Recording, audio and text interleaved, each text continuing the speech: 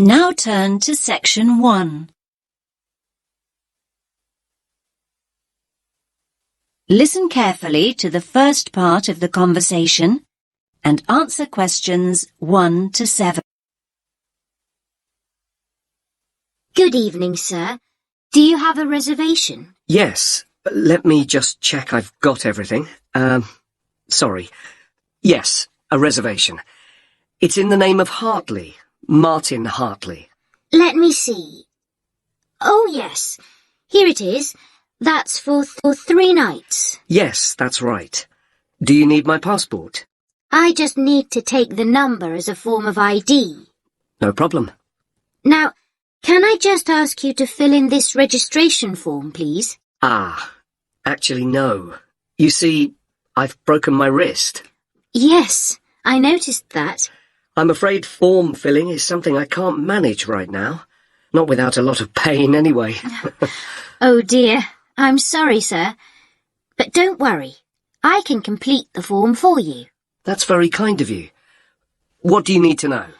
Well, let's start with your name, of course. So that's Martin, Hartley. That's Hartley.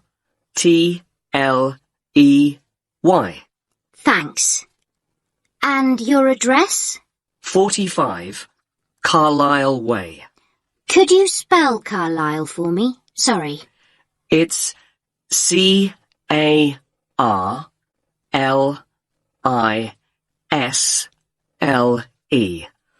You don't pronounce the S. Carlisle Way. And that's in Lewes. Lewes. And is there a state? I don't think you have states in the UK. No, we have counties. It's East Sussex. Sussex is with double S. The postcode is LW4 6AU. Do you want my phone number? Actually, no. We contact people by email now.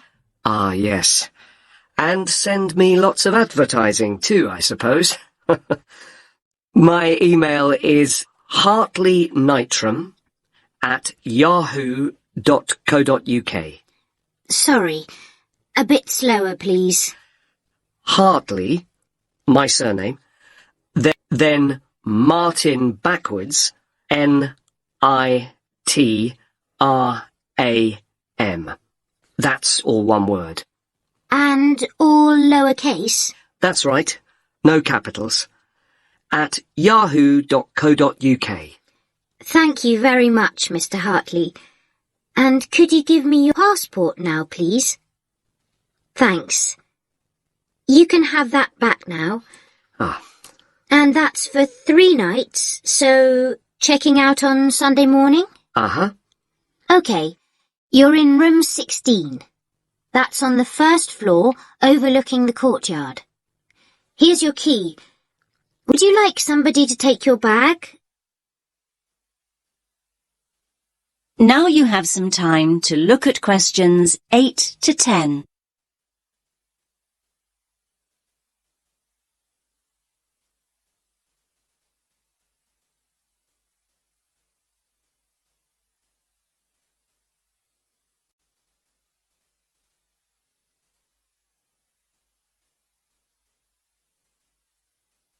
Now listen to the next part of the conversation and answer questions 8 to 10.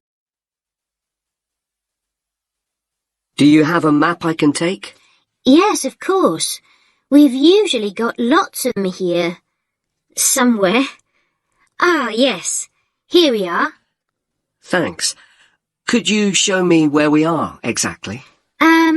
Let me have a look. Yes. This is our street here, Avenida Constitución.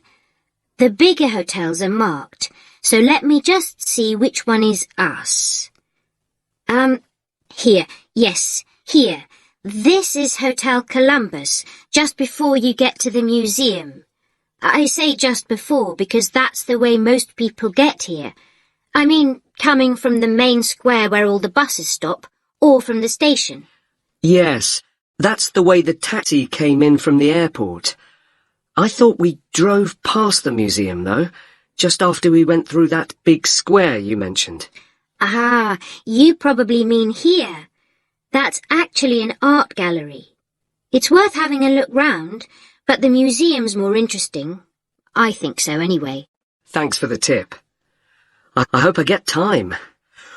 Right, well, tomorrow I've got to be at the conference centre. They told me they'd put me in a hotel that wasn't too far away. Oh, yes. The conference centre's not too far at all. Let me see. Yes, down here. You can walk there in 7 or 8 minutes. Just cross over the road, go straight down this street here. That will take you towards the newer part of the city.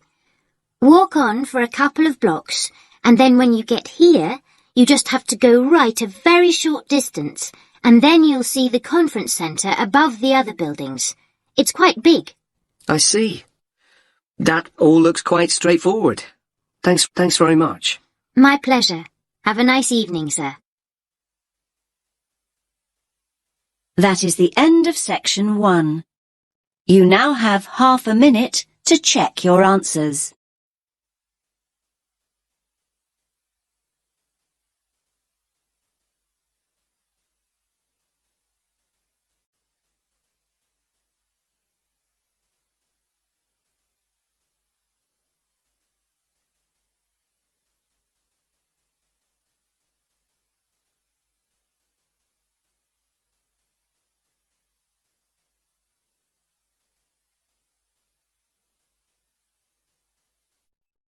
Now turn to section 2.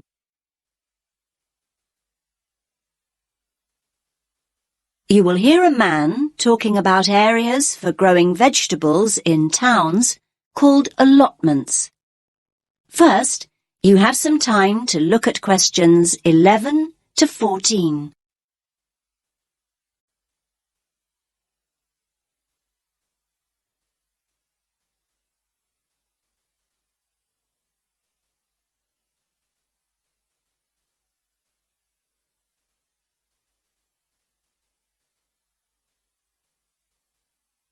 Listen carefully to the first part of the talk and answer questions 11 to 14.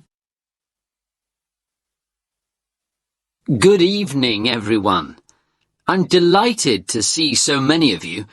I was going to start by saying that more and more people are seeing the value of growing their own fruit and vegetables, but now I don't need to. First of all, let me say that whether you have a garden or not, there are all sorts of benefits to having a plot of land you can call your own, and it will give you a great sense of satisfaction. Okay, let's assume you have a garden. Chances are it's small. Most gardens in cities are hardly big enough for a few pots of herbs and a couple of rows of beans. Now that's where allotments come in. A typical plot is around 250 square meters, big enough to feed the family for a year. Big enough, too, to grow a whole range of vegetables, fruit as well perhaps, not just cabbages and potatoes. Moving on to the social aspects of an allotment. How many people can say their garden is a meeting place? You might chat with your next-door neighbour every now and again, but allotments are notorious communal hives. There are usually between 10 and 30 plots on any allotment site, and they bring together people from all sorts of social backgrounds. Where else do you find a lawyer deep in conversation with a lorry driver? There's often a great sense of camaraderie, with initiatives to involve the wider community, including the less able, the retired, and the unemployed. In urban areas nowadays, people may have a tiny yard or a balcony, but it's not a garden. An allotment is a huge recreational asset for anyone in that situation. First of all, there's the exercise. Renting an allotment costs around £30 a month. That's generally a lot cheaper than joining a gym. Then there's the involvement with nature. Watching seeds grow into mature plants gives so much pleasure and such a sense of achievement. Spending time outside in the fresh air boosts our mental as well as physical well-being. And one more thing. Don't forget allotments are also an enormous benefit to the environment. They provide invaluable green space in our ever more clogged-up towns and cities, making them more sustainable and appealing to live in. These spaces provide a habitat for wild plants, birds, insects, and occasionally bigger animals. What's more, locally grown food doesn't have to be transported long distances, and that helps to reduce road traffic and hence pollution. Now you have some time to look at questions 15 to 17.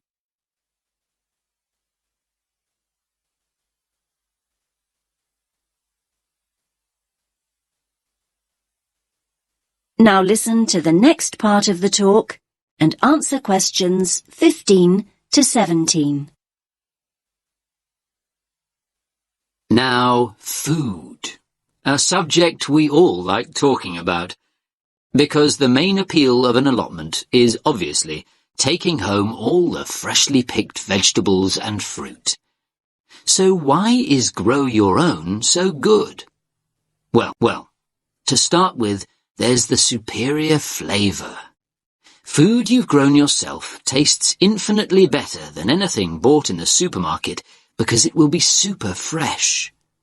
Another point in its favour is the range. These days, gardeners are growing an amazing variety of vegetables on their allotments. Finally, there's the bonus of knowing that the produce you've grown is organic. You know that what you're eating wasn't grown on an industrial-scale farm or sprayed with large amounts of pesticides. Now you have some time to look at questions 18 to 20.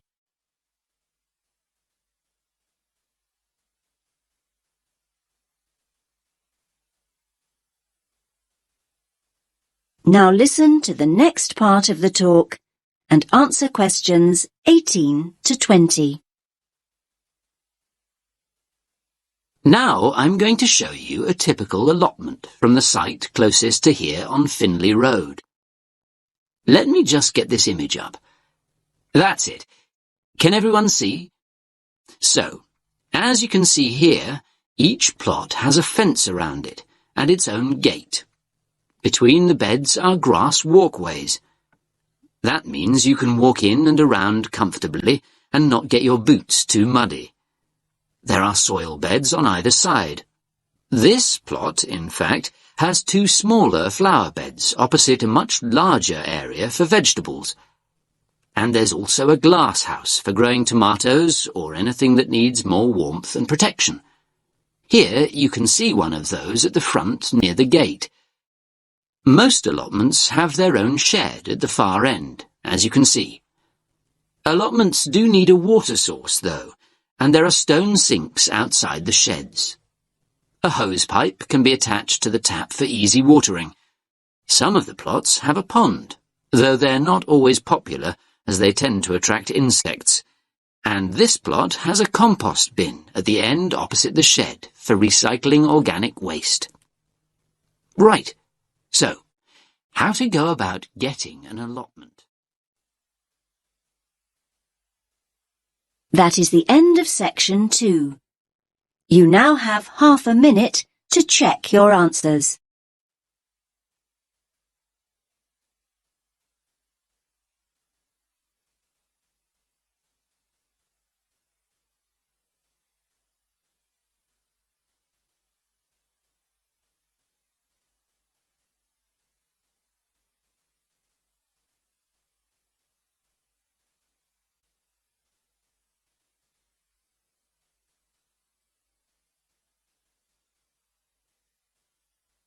Now turn to section 3.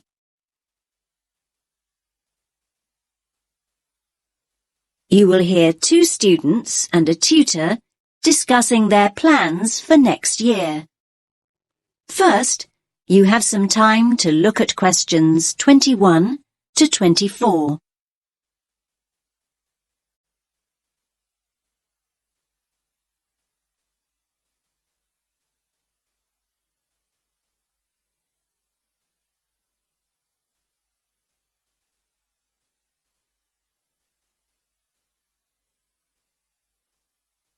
Listen carefully to the first part of the conversation and answer questions 21 to 24. Hi, Mark. How's it going?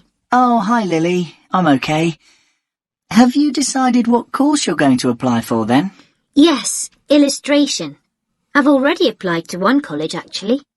I didn't even know there were places that did just illustration. There aren't many. Most combine it with other areas like painting and graphic art. Unfortunately, there are no courses in London, so I've opted for Birmingham. Birmingham? I'm not sure I'd want to study there. Well, from what I've heard, you're thinking of not studying anywhere, Mark. Look, I haven't made any decisions yet, but I'm wondering what the point of carrying on at art school really is. I mean, why not just get a studio and paint? Aren't you enjoying art school now, then? Yes, I am, but this is a foundation course, isn't it? I wanted to try out all the different areas. You know, sculpture, computer graphics, a bit of everything. Now I know that I really just want to paint, though. I may as well get a studio and do it. There's nothing more for you to learn, then. I didn't say that. This isn't all about a fear of being rejected, is it? I mean, I know you hate applications and interviews and so on. You're not looking for a way out of all that, are you? No, of course not. I'm no more scared of rejection than anyone else. I mean, people not buying your work, that's real rejection, isn't it? Now you have some time to look at questions 25 to 30.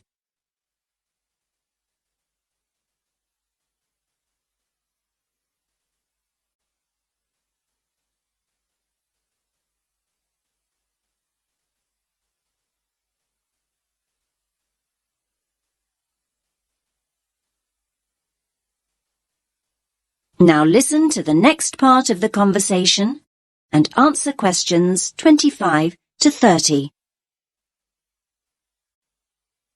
Hi, do you mind if I join you? We were talking about next year and applying for courses. I couldn't help overhearing. What's this all about then, Mark? Is it true that you're thinking of not continuing at college? I'm looking at other options, yes. I've been reading about artists who claim there's no real advantage in learning formally. There's this Scottish guy who just went to Paris and got a studio. He's doing really well now. In fact, one of the fine arts students here dropped out of her course at the end of the first year and just went to Prague. She loves it there. You might just be looking through rose-tinted spectacles there, Mark. There are plenty of people who regret taking that route, you know. For every artist making a living, there are 20 living on the breadline. Okay, I take your point, but I'm thinking about the cost of 3 years at art school as well. Apart from the actual fees, there are all the living expenses. Students are running up at least £30,000 debt by the end of their course. So, this studio you're planning to get, I take it that'll be free then? If you're contemplating working in Paris or Prague, won't that cost practically the same over 3 years? Maybe, but I'd be selling my paintings, wouldn't I? In fairness, Mark, very few artists start selling work just like that. Yes, but will studying for another 3 years mean that I will definitely be able to sell my work? It won't guarantee it, but it'll make it more likely. In my opinion, anyway.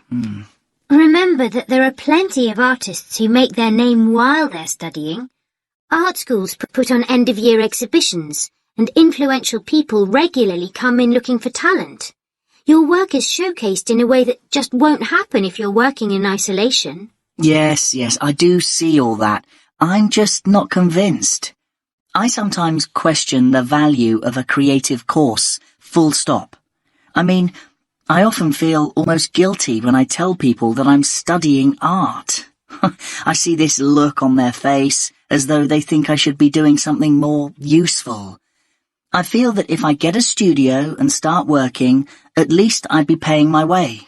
I think the key factor here is that being at art school exposes you to critical appraisal. Perhaps the most essential function of further education is the constant feedback and constructive criticism. It's essential to personal development, no matter what the field is. Yes, we all know artists who paint as a hobby. People who have been doing it for years. They think they're experts and wonder why other people haven't recognised their talents. If only they'd become part of a creative community, they'd understand why that hasn't happened. Yes, I think Lily's right. It's important to keep developing and responding to feedback. Anyway, don't go making any rash decisions. Come and see me. That is the end of section 3. You now have half a minute to check your answers.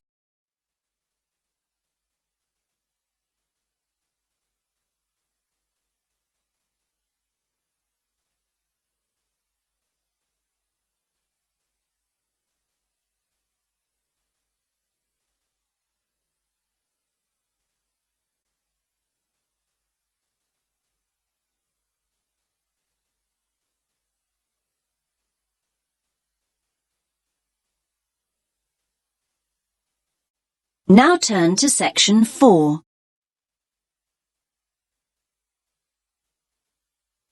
You will hear a woman giving a lecture about the positive effects of laughter. First, you have some time to look at questions 31 to 40.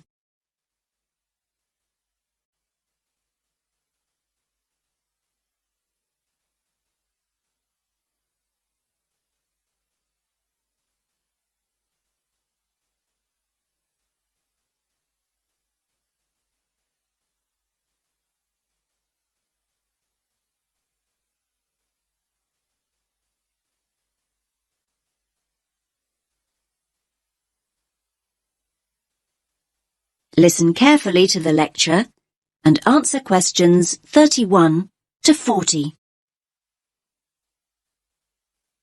Good morning, everyone. I do hope you didn't get too wet getting here this morning. The subject for my talk, I think we could all do with some to take our minds off this atrocious weather, is laughter. The laughter I want to look at is specifically related to psychological therapy and the treatment of physiological disorders, something we've been looking at over the last week or so. Now, when we start talking about psychological therapy, laughter isn't something that immediately springs to mind. Therapy is a serious business, and it's generally approached with an appropriate degree of seriousness. After all, people seek treatment and enter therapy for serious reasons. They're often at critical junctures in their lives, and they need professional help. The question is, how is it that laughter can be such a vital part of the therapy process? It's normally identified with humour, and thus generally deemed appropriate only in lighter, more frivolous circumstances, when it's acceptable to find a situation funny. Perhaps this is why so many people in the medical world feel that laughter's frequently misunderstood and undervalued as a cathartic, healing process. Now, humour certainly is one trigger for laughter, but it isn't the only trigger. If we take as a starting point the fact that laughter is a physical process that releases emotional pain, it follows that stress, anxiety, and tension may prompt the same response. Psychologists frequently point out that humans don't laugh because they're happy. They're happy because they laugh. Once we accept that laughter and pain are related, we are less likely to be shocked when people laugh in all sorts of painful, even tragic situations.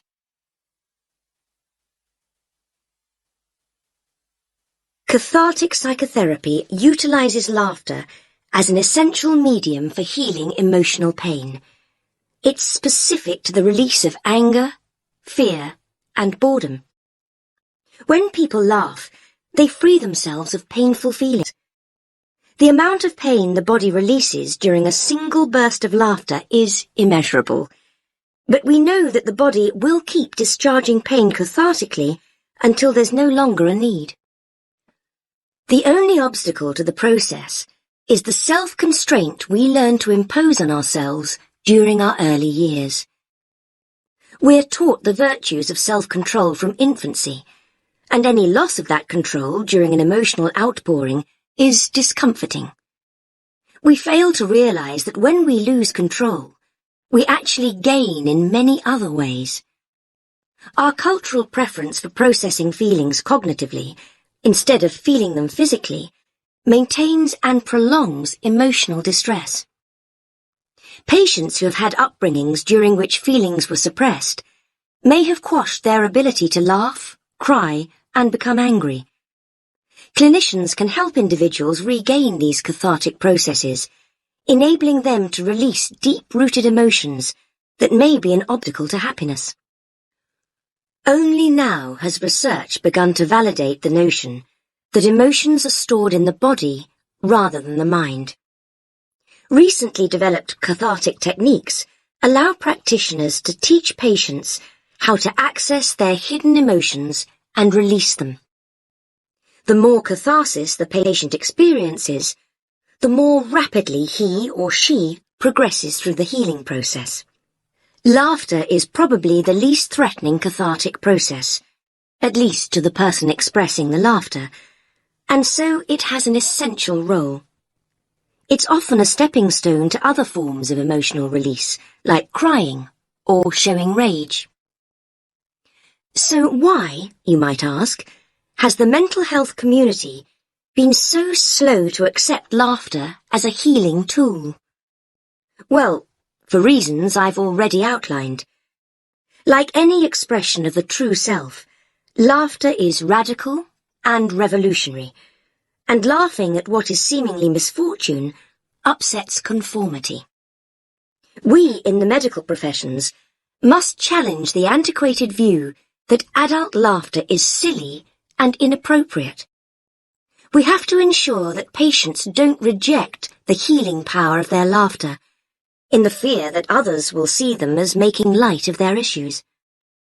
Traditionally, mental health practitioners have viewed laughter as a way of hiding painful emotion.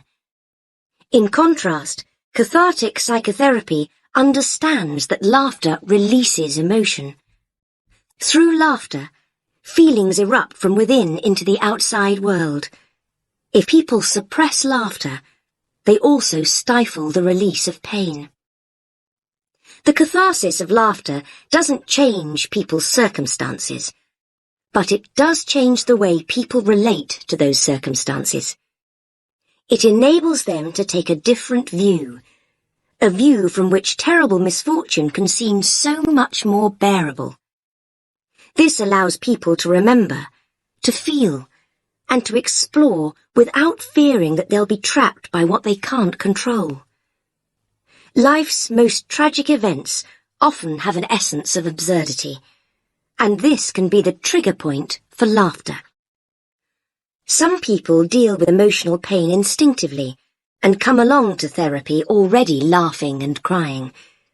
There are many others, however, that need assistance. That is the end of section 4.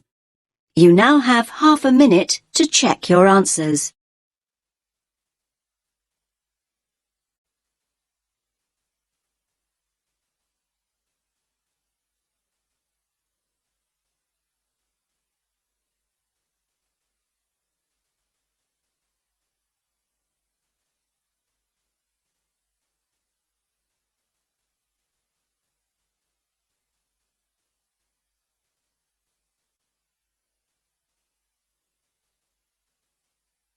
You now have 10 minutes to transfer your answers to the answer sheet.